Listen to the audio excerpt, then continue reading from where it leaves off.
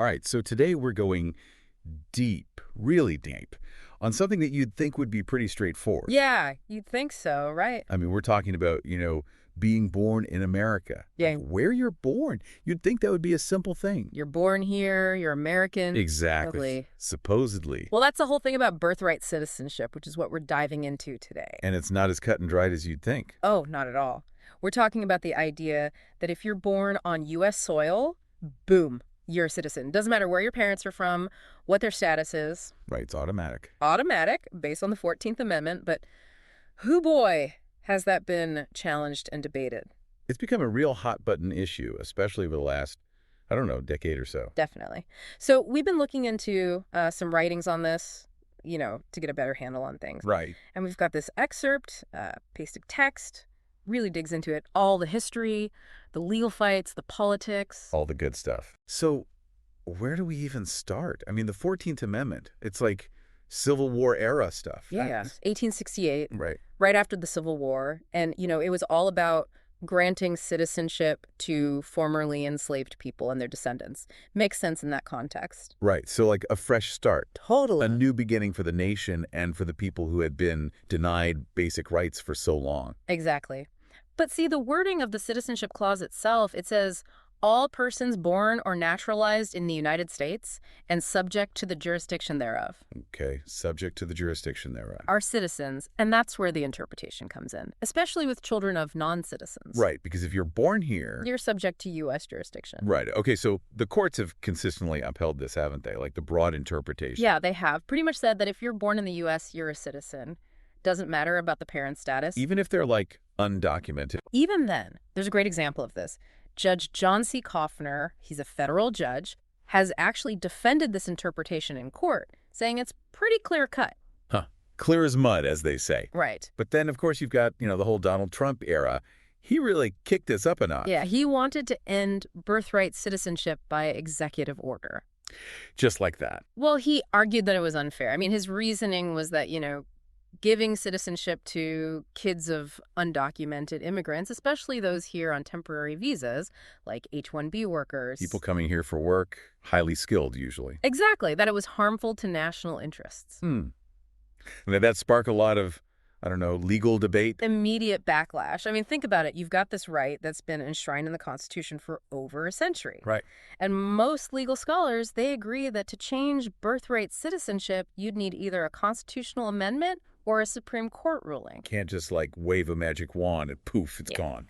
Exactly. It became a huge debate, especially online. Like, I remember seeing tons of threads on Reddit about it, just arguing about whether it was even legal, let alone ethical. So is this just a U.S. thing, this whole birthright citizenship idea?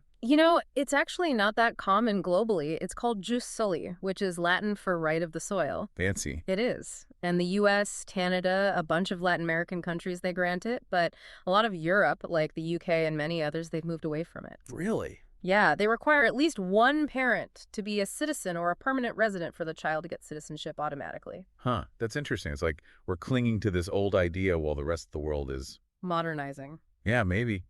So I guess the big question is, why the difference? Why do some countries stick with birthright citizenship while others move away?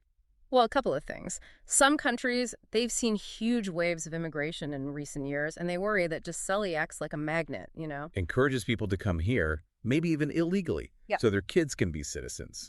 Exactly. Plus, some places, like in Europe, they want to have similar laws across the board. Like if you're in the EU, you've got consistent rules. Makes sense. So you've got to wonder, right? I mean, the 14th Amendment, it's from a different time, a different America. Absolutely. It was ratified just after the Civil War when the country was redefining itself. And the main goal was to protect formerly enslaved people. Give them full rights. Exactly. So the context was completely different. Yeah. But it doesn't mean it's not relevant today. I mean, have there been legal challenges? Like in recent times? Oh, tons. People trying to reinterpret the 14th Amendment or limit it so it doesn't apply to kids of non-citizens. Any examples? Yeah, there was this one case, a bunch of kids born in the U.S., but their parents were undocumented. And the lawsuit argued that these kids, they weren't actually subject to U.S. jurisdiction at birth. Whoa, hold on. They're born here. I know, right? But the argument was that because their parents were here illegally... It somehow nullified their birthright citizenship? Yeah. That was the claim. So what happened? The courts threw it out. Said the 14th Amendment is pretty clear. Born on U.S. soil, you're a citizen. Case closed. Wow. So much for that argument. Right. But it shows you how much this issue is contested. Definitely. And it's not just in the courts. This whole birthright citizenship thing has become a real political football. Totally. You see it all the time. Yeah.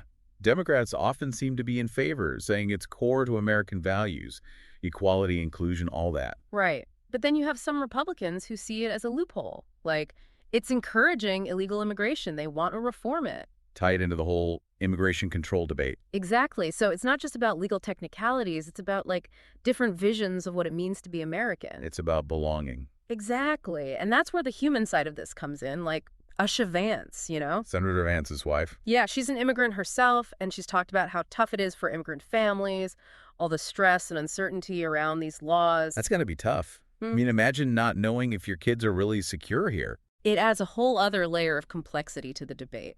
Makes it more than just a legal or political argument. Definitely. So I guess what we're seeing is that birthright citizenship, it's not just some dusty old law. Right. It's tied up with everything about America. Identity, who belongs, what it means to be a citizen. And whether that still holds true in a country that's constantly changing, it's something we all have to think about. Big questions, no easy answers. Well, that was quite a deep dive. Hopefully folks listening will have something to chew on after this and maybe do some exploring of their own. This is a conversation that needs to happen. Thanks for joining us. Thanks for having me. Today is your lucky day. Today is the day that our $3 website works for you, paying you directly to your PayPal daily. Imagine $3 ongoing continuous payments to your PayPal account. Imagine falling asleep and waking up to $300 in your PayPal account. How would this make you feel? How could this help you? What bills could you pay? What kind of fun could you have? What does that retirement look like now? All for a one-time payment of $3. This website is DFY done for you, fully built and completely hosted, and never stops collecting payments for you. You have spent $3 on coffee on a regular, but that coffee won't help you create multiple streams of income. Click the link below.